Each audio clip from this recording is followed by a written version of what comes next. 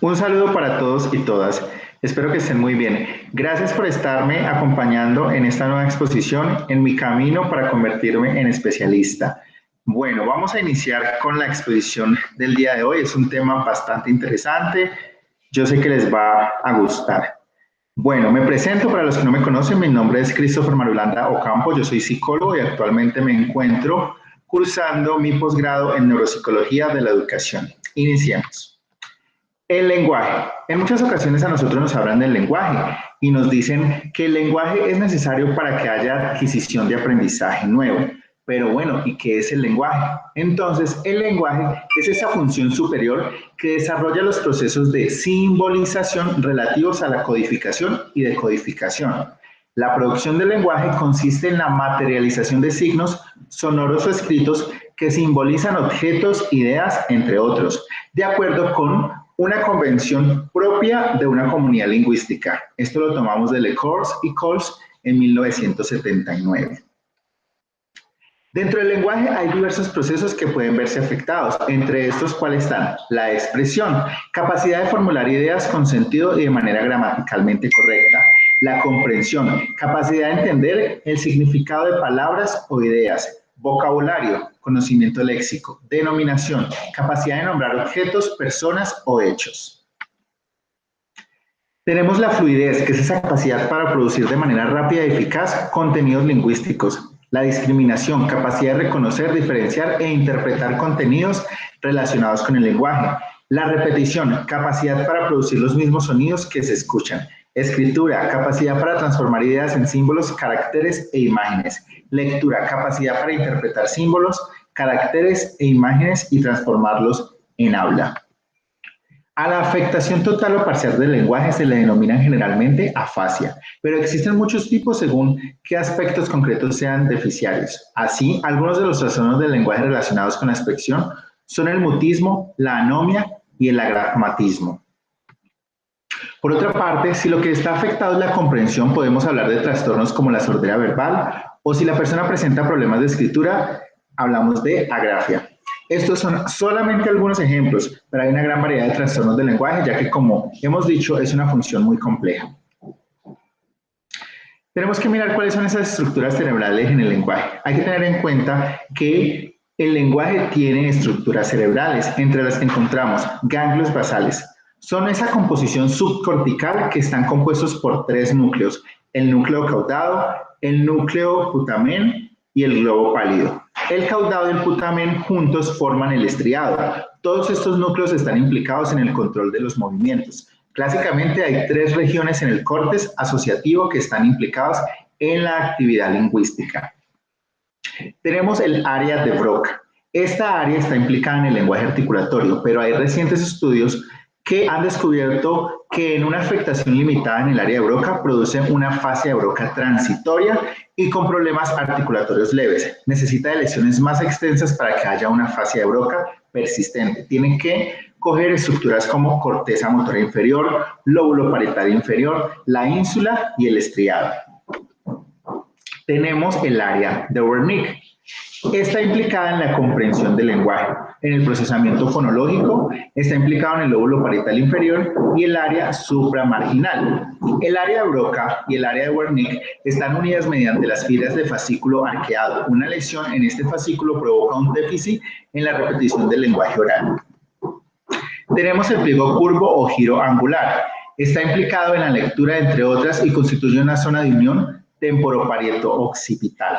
Como podemos ver en la imagen, allí nos indica claramente cuál es ese pliego curvo o giro angular. Aunque no solo estas estructuras están implicadas, también tienen conexiones con estructuras subcorticales que están implicadas en el lenguaje, como por ejemplo ganglios basales y el tálamo. Una afectación de estos núcleos o de la fibra que lo conectan con las regiones implicadas en el lenguaje provocarían problemas afásicos. Modelo de Wernicke, Geschin y componentes. Tenemos la corteza visual, el giro angular, la corteza auditiva, el área de Wernicke, el fascículo arqueado, el área de Broca y la corteza motora. En el lenguaje hablado, la señal auditiva llega a la corteza auditiva 1A, 41. Se transmite la información del área de Wernicke 22 y para la comprensión del mensaje. Si es necesario que se dé una respuesta verbal en la misma área de Wernicke, se elabora ese mensaje y se manda las órdenes necesarias al área de Broca mediante el fascículo arqueado y será el área de Broca la que programará los movimientos articulatorios necesarios para el lenguaje.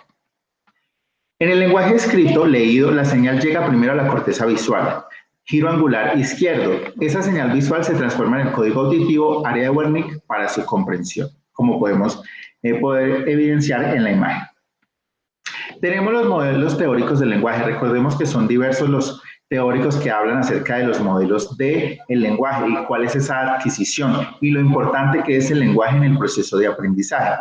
Escogí algunos de los modelos teóricos más representativos y con los que yo más me identifico en el lenguaje. Tenemos la teoría conductista. La teoría conductista del aprendizaje representó el primer intento de proporcionar una explicación al desarrollo del lenguaje, exponiendo los procesos de aprendizaje del lenguaje en los niños. Skinner, en 1957, fue el principal exponente de la idea de que un comportamiento, el lenguaje para él lo es, una vez reforzado continuará, especialmente después de un refuerzo o premio. Según esta teoría, en los primeros estadios, los niños reproducirían todos los sonidos de todos los idiomas y los padres reforzarían selectivamente a través de la atención o aprobación, lo que correspondería a la lengua nativa. El refuerzo puede ser verbal o físico. Este refuerzo selectivo daría como resultado la producción de palabras. Una vez que el niño fuera capaz de hablar, podría producir una emisión. Por ejemplo, el niño podría decir pan y ser reforzado al recibir lo que pide. Tenemos la teoría innata o innatista. El máximo exponente de la teoría innatista de adquisición del lenguaje es Chomsky.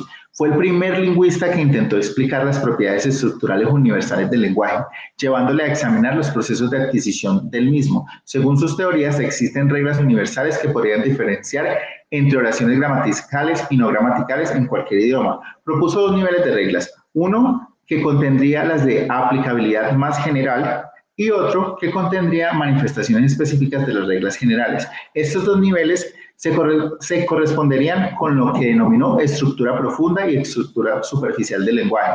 Los constituyentes de la estructura profunda serían los universales del lenguaje, que posibilitarían la generación de estructuras superficiales gramaticales en cualquier lenguaje. Este proceso de especificación fue llamado generación por Chomsky. Tenemos la teoría de Vygotsky. Personalmente, me gusta y me identifico mucho con Lev Semyonovich Vygotsky, que fue el precursor de la neuropsicología rusa. La teoría de Vygotsky no solamente abarca el desarrollo del lenguaje, sino también el de otros procesos mentales superiores, incluyendo todas las formas de inteligencia y memoria. Su trabajo teórico ha influido en los estudios sobre el desarrollo cognitivo infantil, especialmente sobre los procesos de memoria, la solución de problemas y la relación entre lenguaje y pensamiento, Welsh, 1985. El desarrollo del niño en el lenguaje hablado escrito y de los sistemas numéricos es equiparado a los cambios culturales en el uso y dominio de esos sistemas de signos.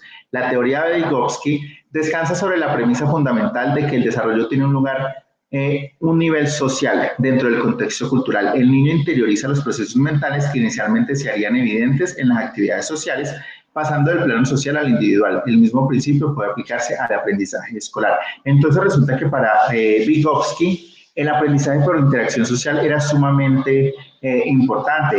Él refería que el niño adquiría conocimiento a medida que iba interactuando socialmente. Él describía lo que era la zona de desarrollo próximo y el andamiaje. Recordemos que el andamiaje era esa ayuda que le prestaba, digamos, el adulto, en este caso, el educador o docente al niño o niña para adquirir nuevo conocimiento. Pero Vygotsky también tenía como premisa que el lenguaje era sumamente importante para que se lograra producir nuevo aprendizaje. Tenemos la teoría de Brunner. Jerome Brunner desestimó tanto la imitación como lo innato y centró sus estudios del origen del lenguaje en la interacción social. Para ello introdujo el concepto de LAS, Language Acquisition Support System, o sistema de apoyo para la adquisición del lenguaje, y mantuvo que el niño aprendería a hablar a través de la interacción con la madre. Propuso una predisposición para que el LAS pudiera actuar semejante al LAB de Chomsky, que precisa un marco interactivo para funcionar. Brunner, como Vygotsky, consideró que deben darse marcos de interacción social adecuados para que tengan lugar en el aprendizaje y llamó a esto andamiaje. Brunner, 1977. Ahora tenemos la perspectiva neuropsicológica. Recordemos que la neuropsicología llegó precisamente para dar todos esos grandes aportes de la neurología y la psicología a los procesos de aprendizaje en el aula y en cualquier escenario en el que un niño o una niña quiera adquirir aprendizaje. Si bien todas estas teorías procuran explicar el modo en el que se produce la adquisición del lenguaje en su interacción con el medio, el modelo neuropsicológico aporta la relación que se produce entre la adquisición del proceso y el desarrollo de las estructuras neurofisiológicas que dan soporte a la aparición del lenguaje. De esta manera, en nuestros primeros años de vida se producirá una especialización de los hemisferios cerebrales, de manera que el proceso del lenguaje será sustentado principalmente por el hemisferio dominante. Habitualmente sabemos que es el hemisferio izquierdo. Sin embargo, tanto la lectoescritura como el lenguaje, tal y como lo conocemos, requerirán que ambos hemisferios trabajen en conjunto para ser capaces de desarrollar un manejo adecuado de este proceso. Dentro del hemisferio izquierdo podemos establecer la existencia de un polo receptivo y un polo expresivo, a los que darán soporte diversas áreas cerebrales. Cada uno de estos polos se encuentran unidos por numerosas fibras asociativas, permitiendo la comunicación entre ambas funciones. Esto lo tomamos de Gill, 2006. Tenemos el polo receptivo o posterior, comprensión del habla y lectura. Será el encargado de recibir información y entenderla, lo que implica la audición con la comprensión del lenguaje hablado y la visión con la comprensión del lenguaje escrito. Tradicionalmente se ha considerado que esta parte del lenguaje se desarrollaba en el área de Wernicke, situada en el lóbulo temporal izquierdo, aunque actualmente se sabe que para una buena comprensión del lenguaje hablado y escrito es necesario que se encuentren implicadas la corteza primaria auditiva, la corteza primaria visual y el giro angular, así como estructuras subcorticales.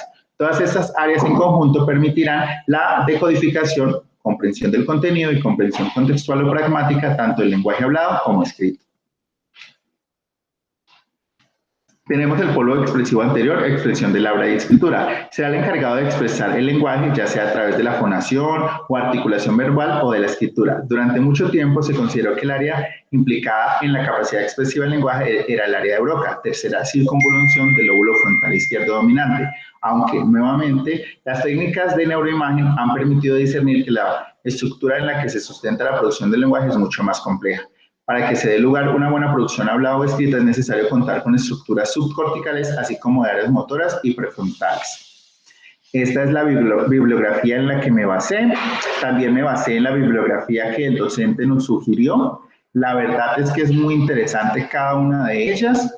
En las referencias de aquí de este video les voy a dejar tanto las referencias en las que me basé con el docente, que el docente nos sugirió, como las que yo consulté por aparte. Muchísimas gracias, espero que les haya gustado, que este tema tan interesante como es el lenguaje, este proceso tan importante para que se produzca aprendizaje, pues les haya quedado claro, y muchísimas gracias por estarme acompañando en este bonito proceso para convertirme en especialista en neuropsicología de educación. Espero que estén muy bien, bendiciones para todos y todas, y muchísimas gracias.